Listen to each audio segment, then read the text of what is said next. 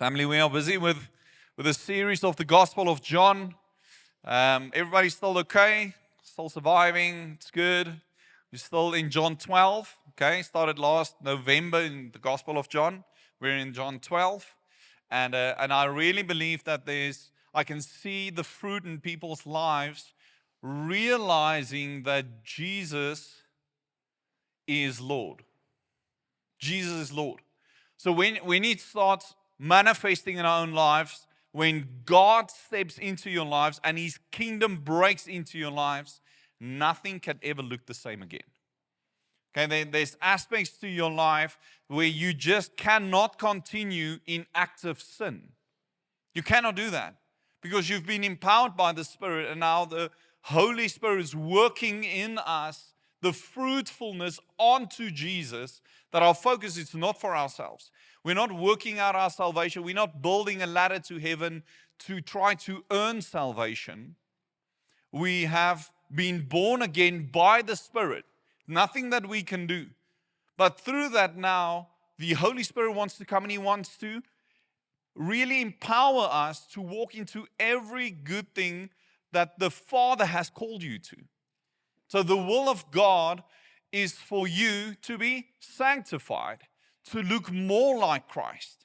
If you think about 1 Thessalonians 4 verse 3, Paul writes, he says, "For this is the will of God, your sanctification." Your sanctification. It's an active work. It's the Holy Spirit in us, forming us more into a position and a heart's posture to be more Christ-like, so that our lives cannot look the same anymore. Cannot look the same. You almost want to have a check-in on a monthly basis, asking the people in your small group, doing life together, what is God sanctifying in your life at the moment? Right? It's not if we're being sanctified, it's what are we being sanctified from and sanctified into? What does it look more Christ-like in your life that God, the Holy Spirit, is working in and through us? And that's so important to recognize in our lives, that we need to see change. But it's not a change that we're trying to work out to earn our salvation. It's we've been saved. We've been saved by the blood of Christ. And now we need to walk that out. There's practical things in your life where you just cannot continue in sin in a certain aspect in your life. And we need to pursue those things that God has put before us. Now today we celebrate Pentecost and the promised Holy Spirit being poured out on the church. And the New Testament church is born. Okay, that is the church we live in today, is that there's an outpouring of the Holy Spirit. God started His church, and 2,000 years later, Jesus is still building His church. Okay? We're not building church. We're disciple makers. Amen? We have been called to make disciples. So you can call the church of the New Testament just the disciple-making machine. Okay? I've said this before. We often talk about this. We've been called to make disciples. Okay? So our role is to disciple people in becoming more Christ-like and in pursuing Him, loving Him first, and then inviting people into with the gospel and the good news of Jesus Christ, that He alone saves. And because He saves, now we walk out what? Being disciples of Jesus and making disciples of Jesus, sharing the good news, the gospel of Jesus Christ, that He alone has made a way for us by His blood, being resurrected from death to life, and the outpouring of the Spirit, that by His Spirit now we can make disciples. Okay? Do you hear that this morning? That's going to be the refrain of our message as we look back and really celebrate and being thankful to God that His Spirit has been poured out, that is living and active among us. God with us. Okay? We being His temple. And this morning, as we're going to continue in the Gospel of John, my prayer for us, and somebody's car, I think we'll be okay. Quentin, if you can just check, nobody's actively stealing a car there. It's my bakkie. Of course it's my bakkie. I thought it's my bakkie. So I took a moment there and I was like, that sounds quite familiar. Okay. The reason it's my bakkie is that Isuzu, okay, is now 11 years old last week. Okay. Praise God for that. Okay. But he doesn't like cold. Okay. And then he doesn't like the sun. So when it's cold and in the sun, then the alarm usually triggers. So if you drive a Isuzu, know that. Okay. After a few years, they start picking that up. Okay. We're in the Gospel of John chapter 12. You can open up your Bibles. Okay. Your cars are safe. My bakkie is safe. Thanks, Eugenie. So, John chapter 12. And we are picking up from verse 9. You can read there with me.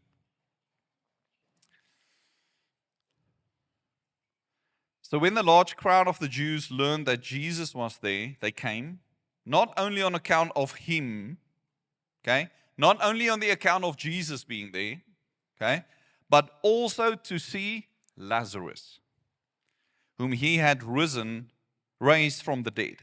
Okay, so he died and Jesus raised him from the dead. The crowds gathered not only to see Jesus, but to see this Lazarus, okay? So the chief priest made plans to put Lazarus to death as well.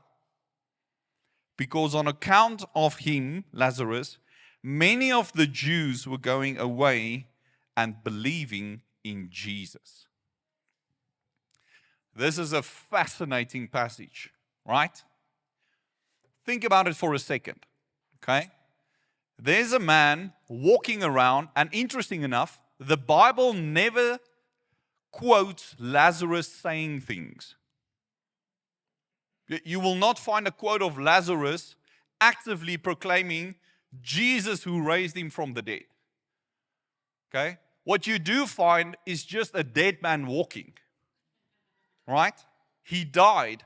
They were 100% sure he was dead. And then Jesus raised him from the dead, and he's just walking around offending people with the fact that there's a dead man walking around. Okay? And this has caused people what? To start believing in Jesus. And you need to see that. The mere fact that Lazarus is walking around as a man who died put the faith of the people in Christ, in Jesus. Okay? And this is becoming a problem. It's becoming a problem for these Pharisees because they all know this man died and they all can now see this dead man walking around. Okay? Now, many a times we say, no, my life, I should just live the gospel and if necessary, use words. That's false. Okay? We need to actively proclaim the truth of Jesus Christ. Okay? But with that as well, we need to live in a certain way that draws people to Christ. Okay? Think about the people who's gone in their marriage through a really difficult time and they actually have reason even to get a divorce. The wife has reason to leave her husband, but she chooses by the grace of God to stick with her husband. What happens? People look at that marriage and they think, either one, I think that wife is stupid, okay? Usually people not filled with the Spirit that usually make these remarks, okay? But what about the people that really look and see the grace of God on a marriage that it's impossible in the physical for a human person to take that type of decision to remain in that marriage and make it work, that you can only see the work of God in that. You can only see by the Spirit of God that they've been drawn to a place where they can actually reconcile, love one another, and their marriage now is a testimony of God's work. Okay? Now, this is some of a glimpse of what these people experience seeing Lazarus walking around. Okay? But there's practical things in our lives. Maybe you've been offended by church. Okay? Anybody been long enough to be offended by church? Okay? Okay? You just need to be more than a week in church to be offended by church. Right? It's just the reality of human nature and people hurting one another, not loving one another as God has called us to become offended. It's just the reality, okay? When people are with one another long enough, you will get hurt. That's the reality. But here's the testimony. The testimony of people choosing to press in and still remaining to love one another, still pressing in by God, by His Spirit, loving one another despite all the brokenness, despite the things that we don't think is right. That is only God. And here's the reality. Jesus is building His church. He's building His church. We don't need to worry about building churches.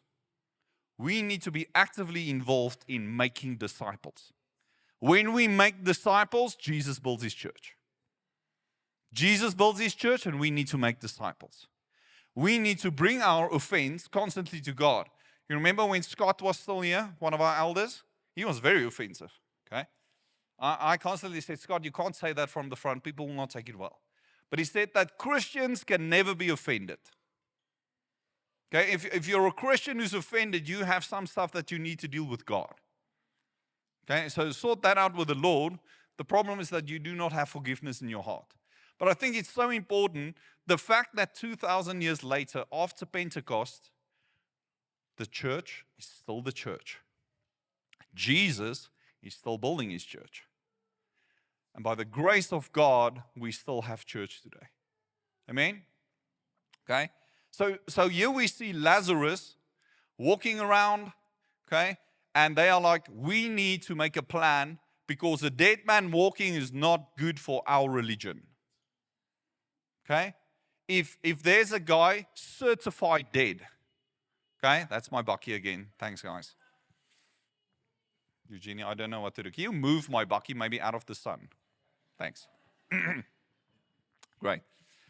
So if there's this dead man walking, Lazarus, and it's a real stumbling block now for the religious leaders, okay? Because there's life in the fact that this man was dead. There's a miracle worker in the midst that we actually have to say that he is a prophet of God because he's doing things that nobody has ever done. Okay? So they have a problem. And their solution is, let's just kill him. Okay? And that's what dead religion does. Okay? Dead religion is basically us building recipes. So you experience God in a way. And what do you do with that? What do I do with that? I make a recipe of it.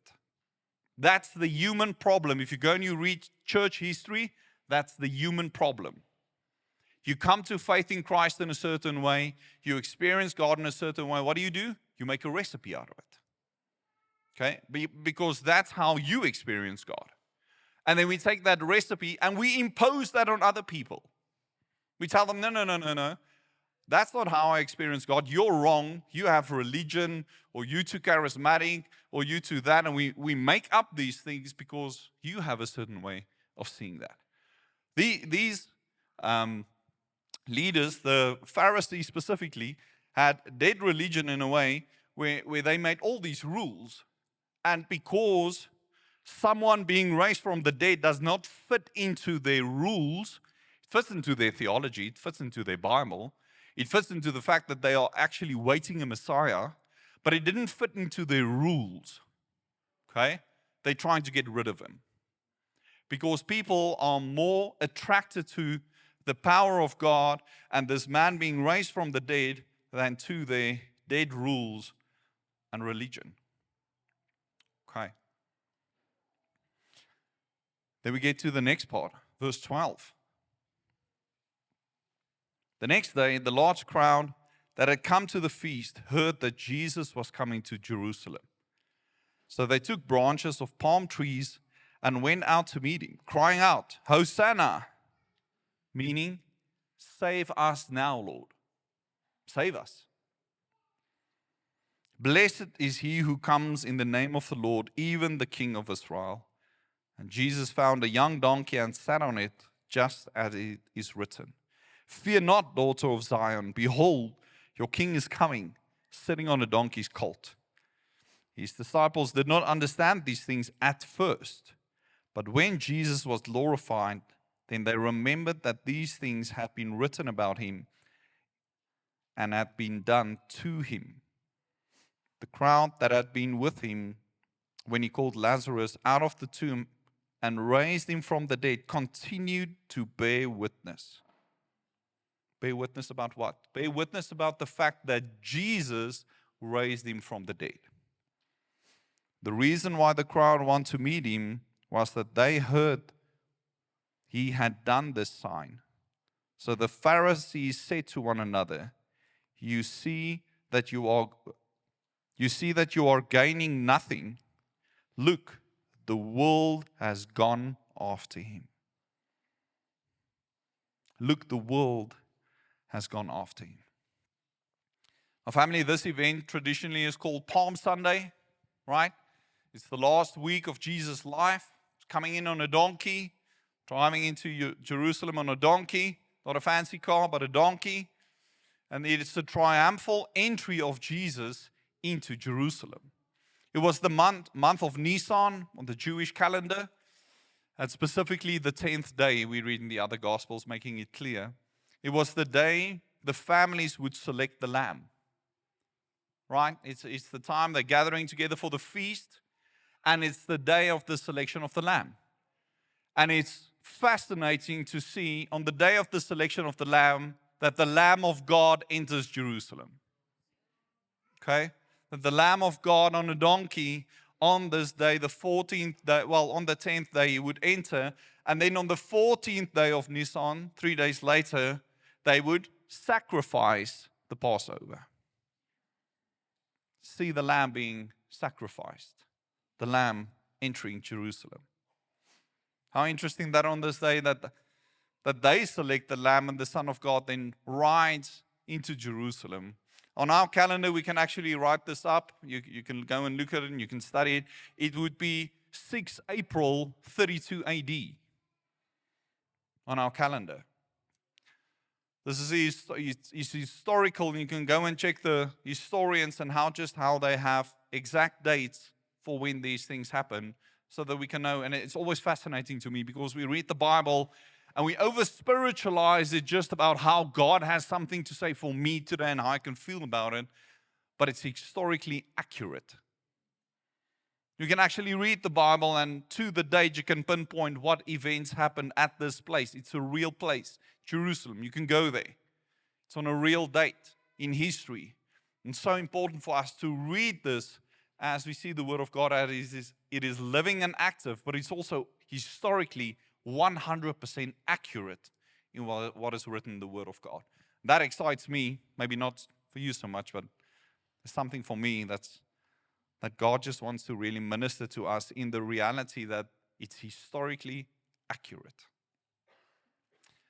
Verse 12 and 13 says, The next day the large crowd that had come to the feast heard that Jesus was coming to Jerusalem. So they took branches of palm trees and went out to meet him, crying out, Hosanna, blessed is he who comes in the name of the Lord, even the King of Israel. So who is this crowd of people? Religious people, right? Okay. They are in Jerusalem for the festival of Passover. They had 3 major feasts that they would gather in Jerusalem for. This is one of them, the festival of Passover. And they are celebrating their deliverance from Egypt. Okay. Now, this is over 1,000 years later, as they have been celebrating this over a lot of time that has passed.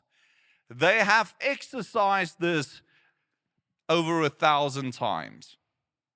Exactly what to do, what it would look like every single year. And every year they would go through the same rituals, the same thing. They would say and repeat the same prayers over 1,000 years in gathering these prescribed prayers. And this was done year in and year out. Year in and year out. And if you lived close enough to Jerusalem, you were forced to be there. It was really important. It was expected of you to be there and to do these things and to gather. Okay? And they say there were close to about, 2 to 3 million people this specific year who gathered there. There was a few people, right? It's not a few thousand, okay? There were a few million people gathering in Jerusalem at this time. And they found out that Jesus was in town, okay? So they're gathering for the Passover, for this event that's happening every year, but all of a sudden, not just doing the things that they do every year, they see Jesus. They see the man who was told that he raised Lazarus from the dead. They've seen a few miracles happen. And they turn away from the fact that it's not just another religious activity we're going to do year in, year out, but they actually look to Jesus. And they start spontaneously to shout and to sing and to take palm branches and sing, Hosanna, Hosanna. In a big way, what they're saying is, give us what this religion cannot give us. Give us what we have been crying out for, what we've been seeking, the one true God. That's who we're seeking. But we don't just want to repeat another feast. We don't just want to recite more words. We want to see the living God. Amen? Family, maybe you have done church for so long, you've gotten up, you've done something so repetitively. We gather every week, right? Amen? Hopefully you come to church every Sunday, right? But every Sunday when we gather, if it's just more reciting, just more words, just more things that we do, sometimes, hopefully, we're being convicted by the living God. Why are we doing this? Right? And sometimes you'll even be so irritated with the fact it's just like, I'm just not going to go to church today. I just think the Lord is okay with not going to church. Interesting enough, I love statistics. So there's a guy who's doing statistics in church in America, and he often looks at what's the reason for church growth and not church growth and declining and attendance and people walking away from the faith. So he did a statistic over 10,000 churches in the United States of America over the last 5 years, asking the question, why do people leave church? Why do they leave the faith? What is the biggest reason for people walking away from the Christian faith? And you know what the highest, the very first thing his research shows? It is. It's people who stop going to church.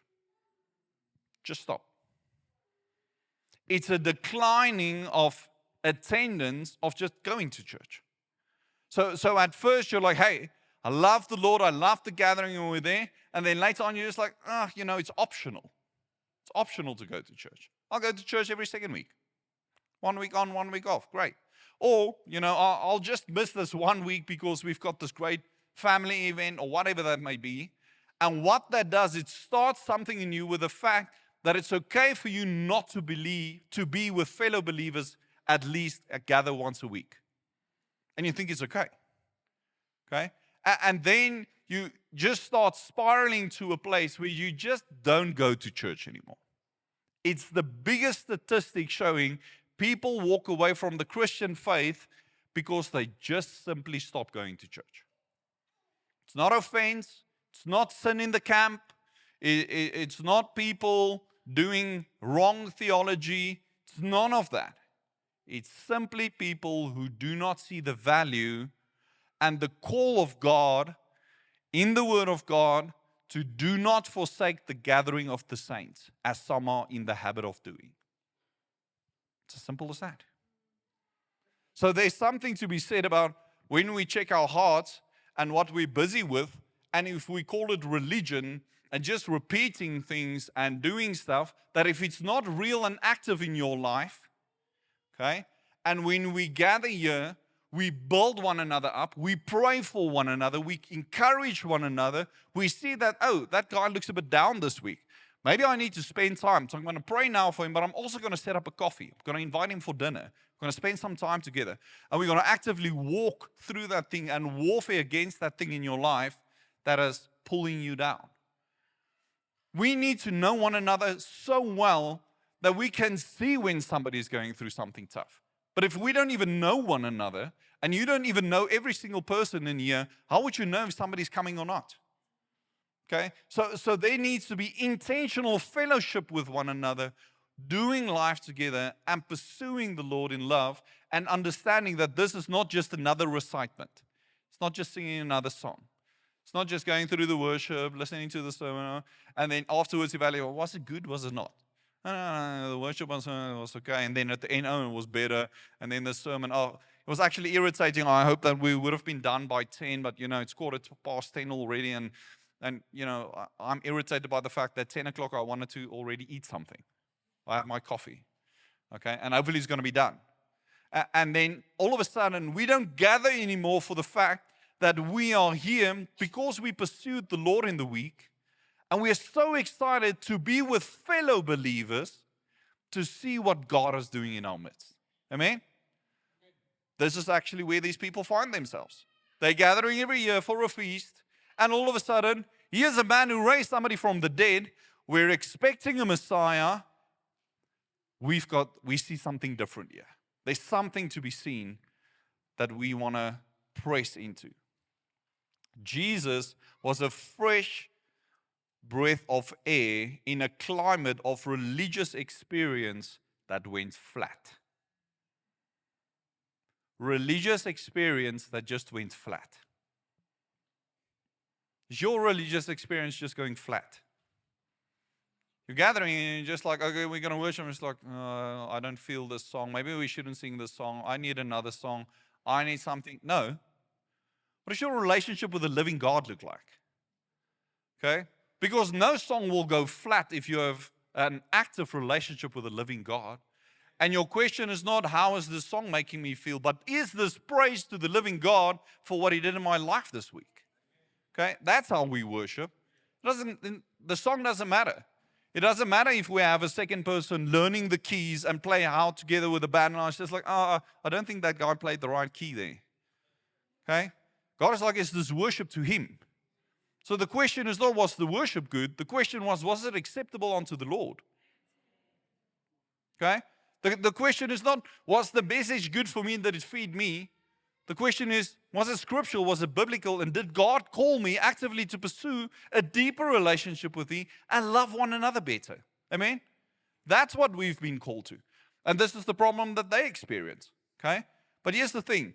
Jesus is more appealing than dead religion.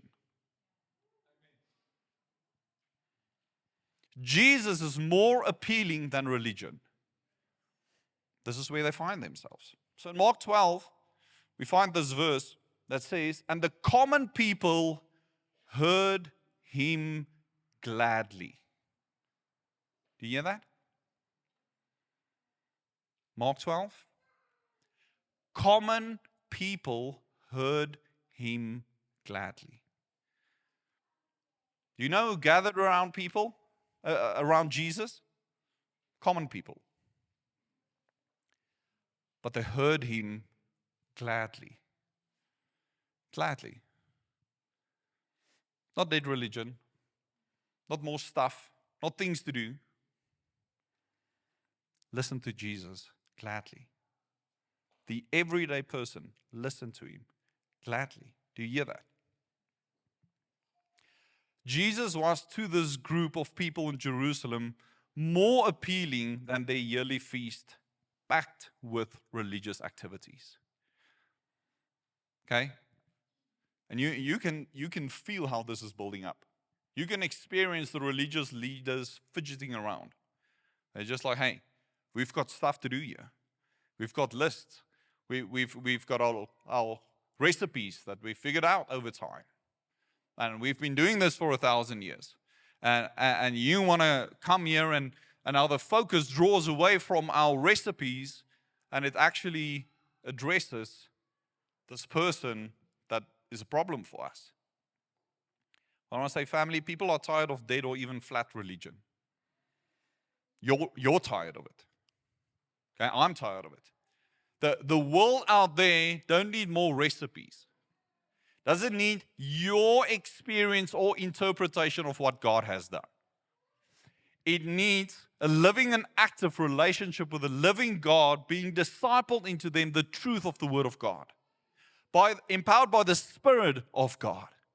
It needs to move in power. It needs to be reflective in your life. People don't want to hear you're Christian and get to your house and see how you beat your wife. People don't want to experience and see, oh, you think you're amazing, and then you get home, and when you're there, you just swear at your wife and you just, diss her off to the side. Okay? And you're just bad with your children.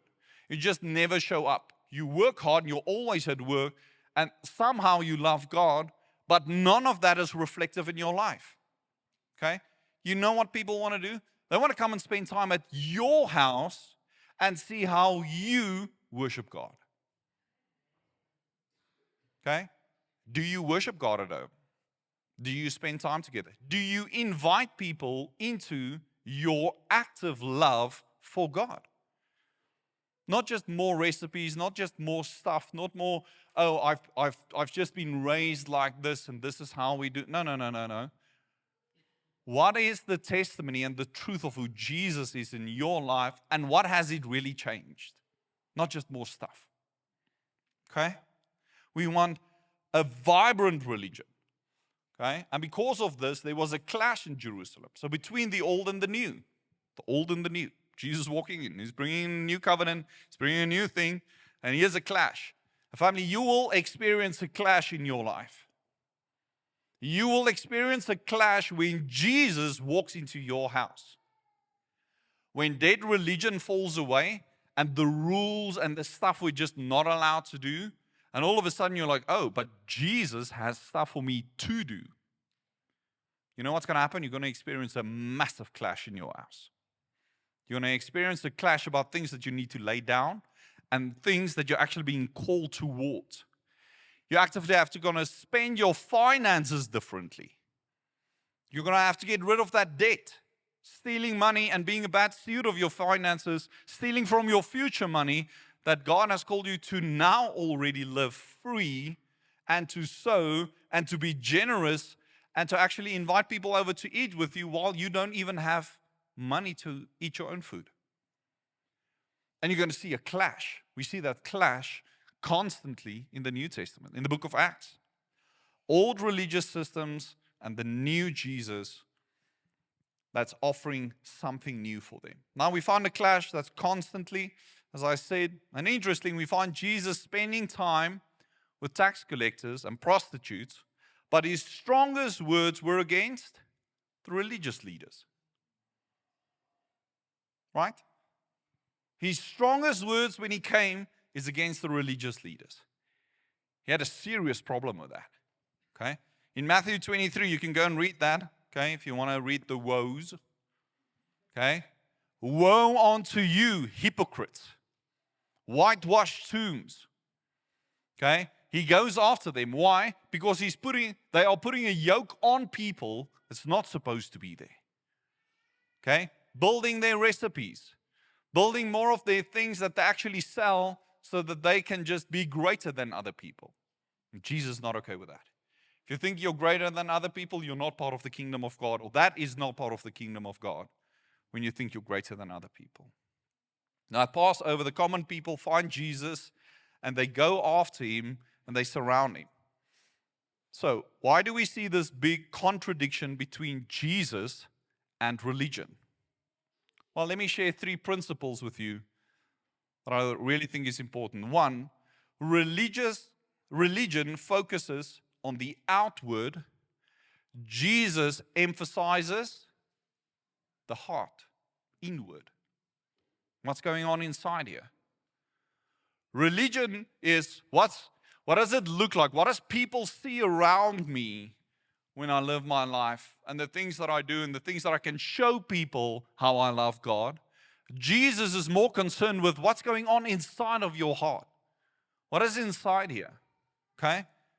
Inward. He asked, why are you thinking evil in your hearts? What's going on inside here? Okay? Or from the abundance of the heart, the the mouth speaks. Okay? Jesus was always more concerned with what is on the inside of the person than their outside appearance. He's so clear about it that he's like, do not worry about what you're going to eat or what you're going to wear. Okay? How important is clothing for us today? When we walk up to a person, the first thing that you will compliment them is on their outward appearance. How often do we compliment people about, hey, I can see there's something different in you. You look like you're filled with joy. What did the Lord do in your life this week? And have those type of conversations. Not only about the outward. Second point, religion is often about what you can't do. Jesus is about what you can do. Religion is what you may not do, and Jesus was more like, come as you are and watch what I can do through your life. Watch what I can do through your life. Some people's spiritual life is all about what I can't do. With Jesus, we are called what to do. He calls us to something to do. And yes, Jesus is very clear on certain things that you're not allowed to do. I'm not saying that. But Jesus is more in for the fact on who you can be. That's why he can sit with the tax collector and the prostitute, because he knows what he has called them to be. Thirdly, religion puts up barriers. Jesus pulls down barriers. If you were to go to Jerusalem 2,000 years ago, okay, you would not be allowed to go into certain parts. Specifically, us who are non-Jewish people would not be allowed to come close to the temple. There's like the Gentile court. That's where we're allowed to be. Jesus pulls that down. Religion is really good at keeping people out. How good are you at keeping people out? Only certain people allowed around me. But Jesus said, come to me, all who labor and are heavy laden, and I will give you rest. Jesus invited all to be part, but the religious leaders tried to set up things to keep people more out, just to keep people out in general. And the last point, the fourth point, religion says you have to work your way to God. You have to work your way to God. That's what religion says. Jesus says, I am the way to the Father. No one comes to the Father except through me. It's not about building a ladder to heaven. It's not about the things that you can do to try to earn salvation. It's only through Jesus. It's only through Him.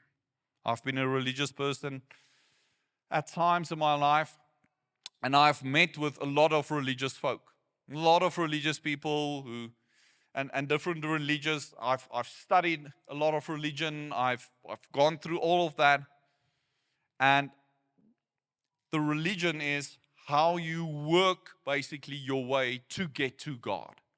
It's what all religion in the world is about.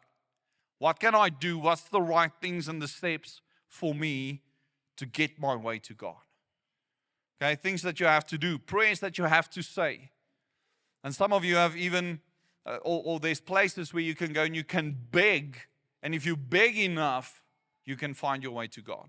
In 2016, we had the privilege, we traveled Portugal.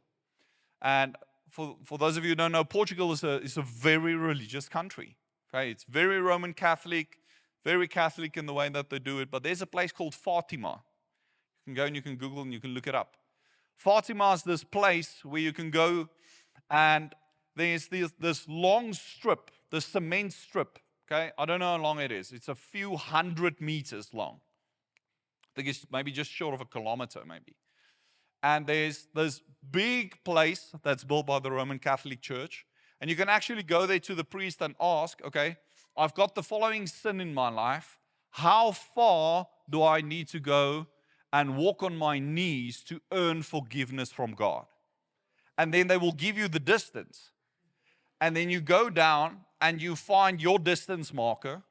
And then you have to take up your pants and so on, so that it's bare knees. And then you crawl your way all the way into the temple. And then you will find the priest. And the priest decides, do you show enough guilt or not? Okay? And then they will determine, okay, well, it's this sin. And this is the price. They call it penance. Okay. This is the price for this sin. Okay. So you've murdered somebody. Great. 15,000 euro. Okay. You got a divorce. God can forgive you for your divorce. It's only 8,000 euros. And so they go through these different things. And you can go for all different sins to Fatima. People travel to Portugal from all over the world. It's a massive thing.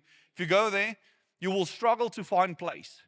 There's thousands of people flocking there because they're looking for a savior. They're experiencing conviction of sin, and there's somebody there that can tell you your sin is forgiven. All people are looking for a savior. Okay? And this is still the reality today. It's not dumb people flocking there, by the way. You would find some very impressive. If you go and look at most of the Hollywood stars today, somewhere in their life they've gone to Fatima. It's like a thing.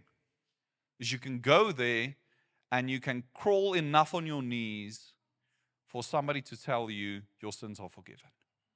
You can pay a high enough amount. Dead religion. Okay? By the way, the Roman Catholic Church, percentage-wise, in the Christians in the world, are still by far the biggest percentage. If they count Christians over the world, they count the Roman Catholic Church as well. And the statistics is still more than 70% of all Christians in the world are part of the Roman Catholic Church. Family, this dead religion is not the gospel. The gospel is the approach of God accomplishing everything. God did everything. We simply receive. Okay? We cannot build a ladder to heaven. I want you to hear that this morning. When I talk about dead religion and things we need to do, that's not earning salvation. Okay? You need to hear that. God says, I've done it. Tetelestai. It is finished. On the cross. Fully paid for you. Okay? You did not help Jesus on the cross. Okay? You did not add to that. The only thing you added to Jesus on the cross is your sin. Okay? We put Jesus on the cross by our sin. That's what we did. But He died to make a way for Him so that the blood of the new covenant that He made available to us, that we can be washed clean. Okay? But here's the thing. Jesus is more appealing than religion. Amen? Full life in Him. So we see they gather around Jesus and they shout, Hosanna. Okay, and as I said, the word Hosanna means deliver us, Lord. Save us. Now, help us. We can't just continue with this. And they gather around Him and the Pharisees say, look, the world has gone after Him. The world. Did you see that? Okay. It's like everybody is after Jesus. Was everybody after Jesus? That's the question. The religious leaders looked at the crowds, and Jesus was their biggest nightmare for the religious leader. Jesus was just a nightmare for them. Okay? We're not having people part of our crowd anymore. We're not having people doing the things anymore. We made these rules and they're not following it anymore. Okay? Because people were more attracted to Jesus than the religious system and rules and washings and everything they put together for the people to do. Okay? So they see competition. And we're going to experience this. Okay? For the next couple of times that we're going to walk through this last Passion Week. Okay? That's what it's called, the last week. It's the Passion Week. We're going to see more of this competition and this active way of they're going to try to kill Jesus, as we've seen earlier in the Gospels. Okay? The second big theme here is that Scripture is more reliable than opinion. So the first thing that I talked about is that Jesus is more appealing than religion. And the second one is Scripture is more reliable than opinion. Every single person on earth has an opinion on Jesus, right? You have an opinion? If you go to your work, people have an opinion. Everybody has an opinion about Jesus. Everyone. Every single one on earth has an opinion about Him. Okay? Many people have opinions. And even in this time, when it was written, people had opinions. But John quotes from where? from the Old Testament. Firstly, he quotes from Psalm 118, when the people said, Hosanna, blessed is he who comes in the name of the Lord. Secondly, he quotes from Zechariah 9 verse 9, where he says, fear not, daughter of Zion, behold, your king is coming, sitting on a donkey's colt. People had opinions, and John quotes scripture about Jesus. You see that? Why is this important? Because what the Bible says about Jesus is more reliable than what people think about Jesus. Okay? Scripture is more reliable than your or anybody else's opinion. Scripture is more reliable. And then the last theme I see on this donkey ride of Jesus is that following is more important than inspection. Okay? Following Jesus is more important than inspection or observation. Okay? So one of the ways John writes the gospel is that Jesus says something constantly. We've seen this, right? Jesus says something, and then there's a crowd of different people responding to what Jesus says. Right? This is the way that John writes the Gospel of John. So in this specific passage, we find 4 groups of people. The first group of people were the disciples. Okay? And we read that they did not understand at first, okay? But when he was glorified, they remembered. That's the first group of people. The second group of people is eyewitnesses of those when Jesus raised Lazarus from the dead, okay, who saw the miracle with their own eyes. They bore witness, they saw the miracle. That's the second group of people who's here. Then there's the third group of people. The people who the people who heard from the eyewitnesses. Verse 18, okay? It says in verse 18, the reason why the crowd went to meet with him was that they heard he had done the sign. So there's the first eyewitnesses, and then there's the people who heard the eyewitnesses' testimonies, and they were also there. That's the third group of people. And then fourthly, the religious folks, the Pharisees. Verse 19, so the Pharisees said to one another, you see that you are gaining nothing. Look, the world has gone after him. 4 groups inspecting Jesus, only one group that follow Jesus. There's always people inspecting, observing, looking from a distance, trying to figure out, learning even what Jesus said. There's only a specific group of people that's following Jesus. And who were they? The disciples. They didn't get it that day specifically, but they did later on. Okay? Family, it's good to observe. It's good to study. It's good to read. But you need to come to your conclusions and make a decision. You need to make a decision. Is Jesus worthy of following? Is he worthy of following? Then follow him. Listen to him. Obey him. If he is. Some people love to study and read and argue and talk about and have opinions on Jesus. But if you do not follow him and you only stay at studying Jesus, you miss the point. You miss the point. You can quote the whole Bible. You can teach people the Bible. You can even make disciples of Jesus and miss it yourself. The band can come up as we're drawing to the end. I mean, there comes a time when everything you study and what you talk about should start translating in what you do. It should translate into what we do. We cannot preach to one another the truth of Jesus and accurate theology and all of that, which is very important, and not do it. We cannot do that. You know who did that? The Pharisees. Jesus calls them hypocrites, whitewashed tombs. On the outside, you look amazing to people. You have the right words. You have the right theology. You can quote the right scriptures. the right church fathers. You know your church history. All of that is in place. But your deeds and your heart is far from God. It's far from God. So we call to act. We call to respond. We call to do. Yes, we need to have the right theology. We need to understand Jesus the right way. We need to worship the right God. All for that. But if it doesn't translate to doing, we should be scared and fearful of the fact that we become hypocrites. You know what a hypocrite is? The Greek word for hypocrite is an actor.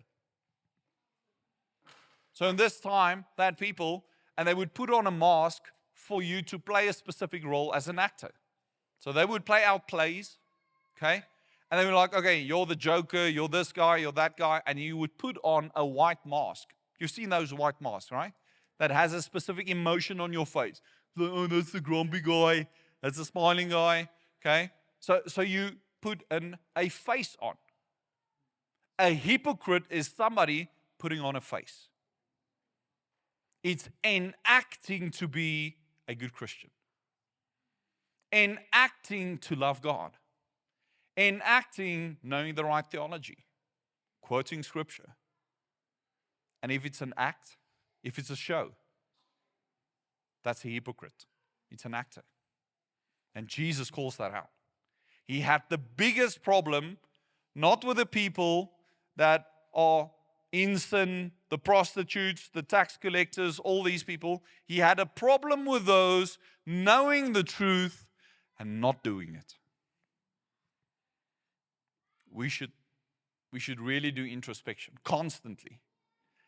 Because here's the problem. If we know the truth and we don't do it, we're hypocrites. We become deceived. That's why studying the Bible is most probably the dangerous thing that you can do.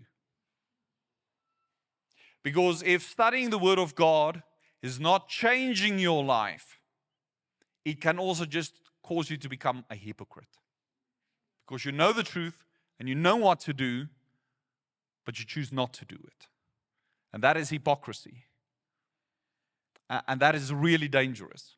To a point where I have to warn you that you are far from God if you're a hypocrite, knowing the truth and not doing it. So, we see this. We see dead religion. We see people seeking God and the truth of the Messiah walking in. We see the different crowds of people, like most probably here this morning. We have all those crowds as well. Okay, don't think because we sit in the church that everybody is a disciple of Jesus. It's unfortunately just not the reality. Okay? Is that we have crowds of people here. Is we have different people where you find yourself in one of these crowds. My question is, will you follow? Will you follow Jesus? Will you start acting on what you actually know and received revelation of? It's the doing. Not for salvation. But if you've been born again, filled by the Holy Spirit, your life cannot look the same, family. Cannot. We've said this so many times. If only the amount of people who's here this morning walk out there, empowered by the Holy Spirit, and do what God says, okay, Potchefstroom will not be the same. Which means we should gather next Sunday in a different town. If everybody walks out here and actually do what God says. What's that? Be a disciple, make a disciple. Be a disciple, make a disciple. Not just being a disciple of Jesus. Meaning, He's Lord. I love Him first above all. And from that place I go and I love people and I make disciples of them, of Jesus. Not disciples of me, disciples of Jesus. Family, you can stand with me.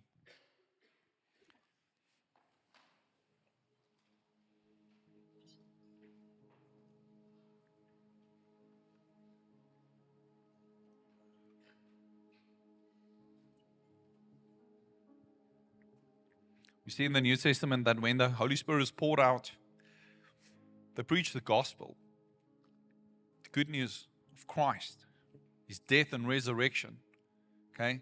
And the Spirit being poured out on them, for them to be empowered to walk a certain lifestyle, to live a certain way, a change of life. Do you experience the empowering power of God, the Holy Spirit, in your life? Do you experience that? Do you experience that you are never alone? Never. It's the lie of the enemy.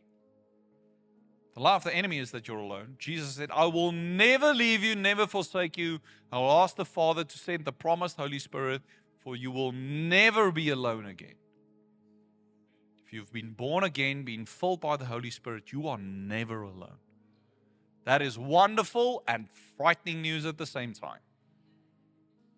Because it means that you're never alone. It means that when you drive in your car, God is with you right there. It means that when you need to make a difficult decision at work, that you have a massive ethical dilemma with, God is with you right there and then. It means that when you see unsaved people, you're being empowered by the Spirit to actually go and proclaim the good news to them. And you don't need to worry what to say, because Jesus said the Holy Spirit will give you the words when you go and what you need to say. Empowered by the Holy Spirit. Are we empowered by the Holy Spirit? Okay? And this morning, if you don't experience that, we're going to pray for one another. Okay? That's the good news. Is that you can choose to follow Jesus. You can be filled with the Holy Spirit. And you don't ever need to feel alone again. You don't ever need to, from your own might, try to muster or work up something that you need to do. The Holy Spirit is right there to empower you for every good work that God has called you to. Who wants to walk out what God has called you to do? Huh? Anyone? Anyone who wants to walk out the calling of God on your life? Right? All of us desire to know our calling and to walk it out. You cannot do it without the Holy Spirit. Impossible. Completely impossible. So we're going to pray for that. Amen? Okay. So I'm going to pray for us, but before I pray, I want you to quickly stand close to somebody and just put your hand on their shoulder. Okay? It's a sign of love. Okay? There's no magic thing going to go through your hand into the person next to you. It's a sign of love and compassion and the church drawing together, loving one another. So I'm going to pray, and as I pray, I want you to pray for one another. Is that good? We're going to pray that we're going to walk in the empowering of the Holy Spirit into what God has called us to. So that's what you pray over one another. Okay? And then you're going to ask the Lord, the Holy Spirit, to help you, okay? To give you clear guidance of prophecy, okay? Meaning, what has God put on that person's life? Okay? Lord, help me. What are you putting on this person's life? And give me a word of knowledge and also a word of encouragement. Okay? What has God called you to, and how is He encouraging you to walk that out? Can we do that this morning? Amen? Everyone good? Can I get a smile? This is good news. Okay? We've been saved through faith in Christ alone and being empowered by Him. But we're going to pray that by the Spirit of God, He's going to encourage us. He's going to call us to walk this out with Him, not alone, by Him.